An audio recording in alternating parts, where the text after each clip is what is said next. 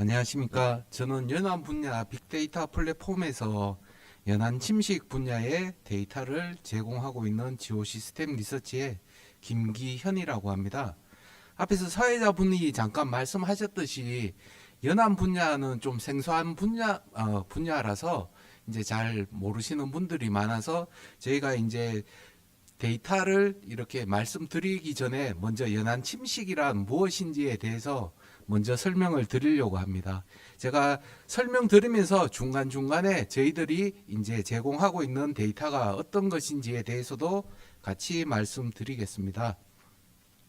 발표 순서는 다음과 같습니다. 예, 먼저 연안 침식이란 무엇이라고 생각하시는지에 대해서 제가 간단하게 말씀드리겠습니다. 그림에 보시면은 이렇게 바다에 가면 백사장에 이제 파도가 치는 이제 파도가 부서지는 이제 부분이 있지 않습니까? 저희들이 보통 이것을 이제 해안선이라고 하는데요. 이 해안선이 이제 점점 육지 쪽으로 후퇴하는 것을 이제 연안 침식이라고 보시면 됩니다. 요즘은 이제 레저 때문에 이제 바닷가 쪽으로 많이 가시는 분들도 많고 해서 매번 가시는 곳을 보시면은 어떻게 전에 왔을 때보다 해안선이 더 이제 육지 쪽으로 들어와서 백사장이 왜 이렇게 좁아졌지? 뭐 이렇게 생각하는 부분들이 많을 겁니다. 이제 그런 것을 이제 저희들이 연안 침식이라고 합니다. 그러면 왜 연안 침식이 발생을 하느냐에 대해서 좀 말씀을 드리겠습니다. 크게 두 가지로 볼 수 있습니다. 연안에 설치된 구조물에 의해서 침식이 이제 많이 발생을 하고요. 그리고 요즘에 많이 뉴스나 어디에나 매체나 많이 나오고 있습니다. 기후 변화에 의해서 연안 침식이 발생을 하고 있습니다. 먼저 왼쪽 밑에 보시면은 여기는 강릉의 강릉항입니다. 강릉항 안목 해변이라고 잘 아실 겁니다. 그게 강릉항에 이렇게 과거 이게 1979년도 이제 사진인데요. 여기에 보시면은 이제 방파제가 이렇게 나와 있었습니다. 근데 이제 2005년도에 사진을 보시면 방파제가 더 연장이 돼서 확장이 되었죠. 이 확장이 되면서 과거에 이 지역이 남항진 해변입니다. 남항진 해변에서의 이 해안선이 크게 후퇴를 했습니다. 보시면은 상당히 많이 후퇴를 했는데요. 이러한 부분이 이 구조물 영향에 의해서 여기에서 이제 굴절이 된 이제 파도가 이 남항진 해변에 집중이 되는 현상이 나타났습니다. 그렇게 돼서 이 지역은 침식이 심각하게 발생을 하였고 여기에 침식된 부분들이 이 북측 하천 지역 이쪽으로 모래가 많이 퇴적이 되는 그런 침식 현상이 발생을 하였습니다. 다음은 이제 해안선과 평행한 구조물이 설치되는 에 의한 침식에 대해서 간단하게 말씀드리겠습니다. 이 사진에 보시면은 이 구조물이 저희들은 보통 이안제라고 합니다. 이렇게 바다 수면 위쪽으로 드러나 있는 구조물을 이안제라고 하고 수면 밑에 잠겨 있는 구조물을 수중 방파제라고 하는데요.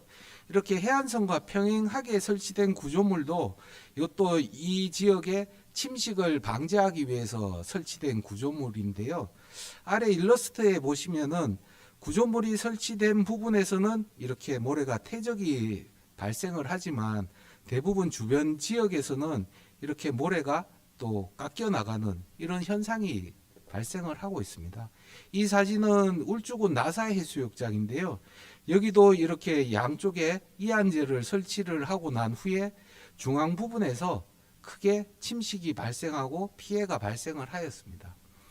그리고 바닷가에 가시면은 대부분 분들이 이제 해안도로, 바닷가 백사장 바로 옆에 해안도로가 있으면 이제 차로 가면서 바다도 보고 이제 아주 즐거워 하시고 하는 이제 그런 해안도로가 많습니다. 근데 해안도로를 건설하기 위해서는 해안도로를 보호하기 위해서 이 해안 구조물, 호안을 많이 설치를 하고 있습니다. 하지만 이런 호안 구조물에 의해서 또 백사장 침식이 발생을 하고 있습니다. 만약에 호안 구조물 앞쪽에 백사장이 넓게 형성이 되어 있으면 어떤 고파나 태풍 시 파랑 에너지가 호안까지 전달이 되지 않지만 대부분 이제 동해안 쪽은 이제 해변 폭이 좁고 이제 해안 도로가 있는 지역들은 그 해안 도로를 건설하기 위해서 백사장을 잠식하는 케이스가 많거든요. 그렇게 하다 보니 해변 폭이 좁아지고 그러다 보니 고파랑이나 태풍 시 호안 전면까지 이제 파랑 에너지가 이제 전달이 되죠. 그러면 그 전달될 에너지가 이 구조물에 의해서 반사가 되면서 모래를 싹 쓸고 나갑니다. 그래서 옆에 이 사진에 보시면 이렇게 뭐 기초가 많이 드러나고 해안 도로가 붕괴되는 그런 사고들이 많이 발생을 하고 있습니다. 그리고 이제 백사장의 주요 모래 공급원은 하천에서 유입되는 모래들입니다. 근데 하천에 보시면은 댐이 많이 건설되어 있고 하구뚝, 수중보 등 구조물들이 많이 설치가 되어 있어서 과거처럼 하천에서 유입되는 모래들이 크게 많이 감소를 했습니다. 그러다 보니 시간이 지날수록 점점점 백사장의 모래가 감소를 하고 있습니다. 다음은 기후 변화에 대한 내용입니다. 일단 해수면 상승이 이제 첫 번째죠. 해수면이 상승되면 자연히 육지 쪽에서 해수면이 상승이 됨으로써 이 해안선이 육지 쪽으로 후퇴를 할 수밖에 없습니다. 그리고 지구 온난화에 의해 가지고 바다의 해수면이 온도가 수온이 올라감으로써 태풍의 강도가 상당히 강해지죠. 그래서 태풍이 최근에 오면 이제 강한 태풍들이 많이 오게 됨으로써 연안 침식이 크게 발생을 하고 있습니다. 다음은 우리나라의 연안 침식에 대해서 말씀드리겠습니다. 먼저 연안 침식에 대해서 심각성을 이제 해양수산부에서는 인지를 하고 2003년도부터 해양수산부에서는 매년 연안 침식 실태 조사를 하고 있습니다. 저희가 구축하고 있는 데이터가 이제 연안 침식 실태 조사에서 조사하고 있는 이 데이터를 지금 플랫폼에 구축을 하고 있습니다. 최근에는 이제 전국 주요 연안의 360개소에 대해서 매년 연안 침식 실태 조사를 수행하고 있고 그 수행한 데이터를 근거로 해서 매년 침식 등급을 평가하고 있거든요. 그래서 아래 그래프에 보시면은 이렇게 침식 등급 평가 결과에서 우려되는 지역이나 심각한 지역의 비율이 점점점 증가하는 추세가 나타나고 있습니다. 특히 2011년, 12년, 15년도에는 이 태풍에 의한 어떤 침식이 심각하게 발생을 해서 우심률이 높게 나타나고 있습니다. 다음은 이런 침식에 의해 심각한 지역에 대한 사진을 잠시 보시겠습니다. 사진에 보시면 많은 지역들에서 침식이 발생을 하고 있거든요. 다음은 이제 속초 해수욕장입니다. 속초 해수욕장도 많이 가시는데 동계 고파랑에 의해서 이 백사장 뒤쪽에 막루들이 그냥 힘없이 다 무너져 버리는 거죠. 막루 뒤쪽에 산책로가 다 있거든요. 근데 산책로도 다 파손이 되고 됩니다. 다음은 이제 MBC 뉴스인데요. 이 혹시 음성이 방송에 나가는지 확인할 수 있을까요? 나오는가요? 예. 그러면 요 잠깐만 뭐 한 2, 30초 되는 뉴스 영상입니다. 2013년도에 침식이 좀 많이 발생할 때 이때 상당히 사회적인 이슈가 돼서 이렇게 MBC 뉴스에서도 특집으로 이렇게 뉴스를 방영하게 되었습니다. 보시면 이 지역은 현재 그 태안의 꼬치 해수욕장입니다. 꼬치 해수욕장은 최근에 이제 연안 정비 사업을 했고요. 옆에 나오고 있는 해운대 해수욕장도 이제 연안 정비 사업을 하였습니다.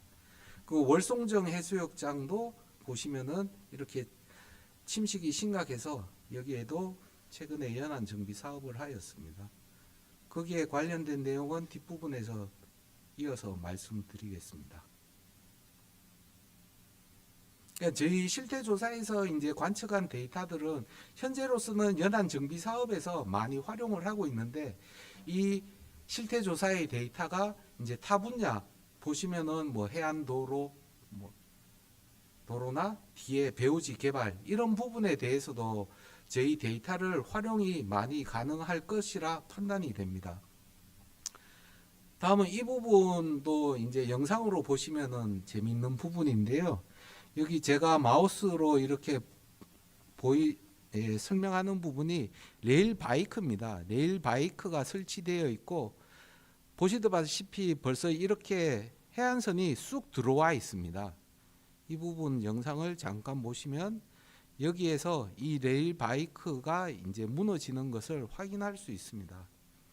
근데 이 부분이 침식에 의해서 이렇게 피해가 난 지역이 아니고요.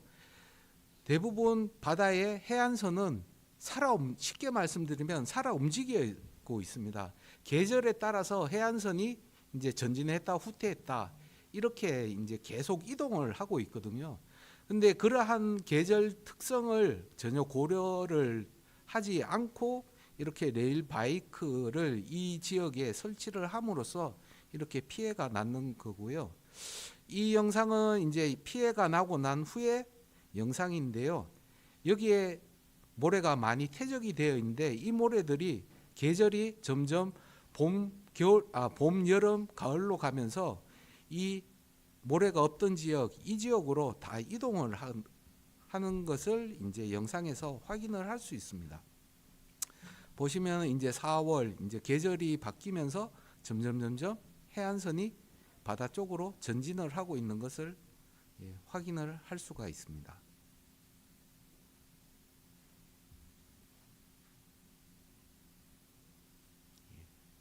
그러면 이런 게 이 당시에 그냥 일시적인 현상이냐? 그러지는 않았습니다. 이 레일 바이크가 무너지기 전년도입니다. 2015년도 6월인데요. 이 당시에도 상당히 해빙폭이 넓게 형성이 되어 있죠. 하지만 이제 여름에서 가을, 겨울로 가면서 이 지역의 해안선은 쑥 육지 쪽으로 후퇴를 하고 여기가 퇴적이 되는 거죠. 계절에 따라서 이렇게 모래가 이동하는 계절 특성이 있는데 이 부분을 이제 충분히 고려하지 않고 이런 배후 개발을 함으로써 이런 피해가 발생을 하고 있는 사례로 보시면 됩니다. 그래서 저희 데이터를 가지고 과거에서부터 현재까지의 이런 축적된 데이터를 가지고 이 연안 쪽에서의 어떤 개발이나 이런 쪽에서 활용을 충분히 할 수 있을 거라 판단이 됩니다. 다음은 연안 정비 사업입니다. 이렇게 이제 침식이 심각하게 발생이 되고 있는 지역에는 이제 해양수산부에서 연안관리법 제21조에 의거해서 10년 단위로 연안 정비 기본 계획을 수립하고 연안 정비 사업을 실시하고 있습니다. 앞에 잠깐 뉴스에서 나왔던 태안군 꽃지 해수욕장입니다. 뉴스에서 이제 해안도로가 이제 문제라고 설명을 했었는데요. 이제 연안 정비 사업에서 이 해안도로를 철거하고 이렇게 해안 사구로 이제 변형을 했습니다. 그렇게 함으로써 이 지역의 침식이 상당히 완화가 되고 현재 백사장 복원 작업을 해서 아주 넓게 백사장이 잘 형성이 되어 있습니다. 울진군 월송정입니다. 월송정은 동해안의 침식의 특성이죠. 그래서 고파에 의한 이제 피해가 많이 발생을 해서 이 바다 전면에 이제 구조물을 설치를 해서 파랑을 저감시켜서 이렇게 백사장을 보호하고 있습니다. 다음은 안산시 방아머리 해수욕장인데요. 이 지역은 이제 제부도 가는 쪽이라서 이 서울 경기에 계신 분들은 많이 가보셨으리라 생각이 듭니다. 이 지역에 과거에는 거의 뻘 지역이었습니다. 뻘 지역이었고 한 지역을 이제 연안 정비 사업으로 해서 진수 공간도 조성하고 백사장도 조성을 해서 아마 코로나 때 이 지역에 상당히 많은 관광객들이 방문을 하면서 어떤 연안 정비 사업을 통해서 지역 주민들의 경제적 활동을 기여한 그러한 사례로 남아 있습니다. 다음은 이제 해운대 해수욕장입니다. 해운대 해수욕장도 대부분 우리나라에서 제일 유명한 해수욕장인데요. 많은 분들이 가보셨으리라고 생각이 듭니다. 이 지역도 과거에 이 해운대의 해빙폭은 평균 한 40에서 50m 정도쯤 됩니다. 이러한 지역을 연안 정비 사업을 통해서 이 해빙폭을 약 2배 가까이 이제 해빙폭을 늘렸습니다. 이렇게 늘림으로 해서 여기에 완충 공간을 충분히 확보를 했거든요. 제가 말씀드리는 이제 완충 구간 확보에 대해서 잠깐 말씀을 드리겠습니다. 먼저 이 연안 정비 사업을 하는 이제 부분에 대해서 짧게 이제 동영상을 한번 보시고 다음 영상을 보시겠습니다. 보시면은 이제 해운대 해수욕장은 여름철에 이제 방문객들이 많아서 이러한 연안 정비 사업을 이제 겨울철에 이제 진행을 했고요. 그다음에 두 번에 나눠서 이제 양빈을 수행하였습니다. 첫 번째 양빈을 함으로써 해빈폭은 한 28m 정도 이제 늘렸고, 그다음에 이제 두 번째 양빈에 의해서 해빈폭을 한 32m 정도 증가를 하였습니다. 물론 인위적으로 해빈폭을 늘림으로 해서 어느 정도 이제 이 백사장의 안정화가 필요한 부분이 있기 때문에 이제 해안선이 좀 후퇴하는 경향은 있습니다. 하지만 이렇게 해빈폭을 많이 늘려놨거든요. 이 부분이 이제 요 영상에서 보시면은 이제 순식간에 이제 영상이 지나가는데요. 예. 태풍 차바였습니다. 2016년 태풍 차바 때 영상인데요. 이렇게 예, 상당히 위력이 강한 태풍이 순식간에 지나갔습니다. 보시면은 해빈 폭이 이제 상당히 넓어진 상황에서 이런 큰 태풍이 지나가서 이 완충 공간을 충분히 확보를 했거든요. 그러므로 해서 이 배후에 이제 해운대는 상당히 많이 개발이 되는데 이 배후가 큰 피해가 없었다라는 거죠.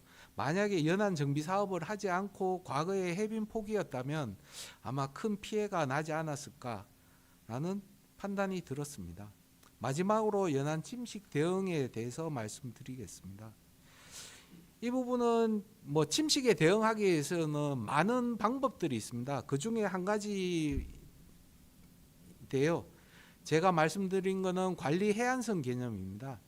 이 해안에 관리 해안선을 지정을 해서 이제 이 백사장을 관리한다는 목적인데요.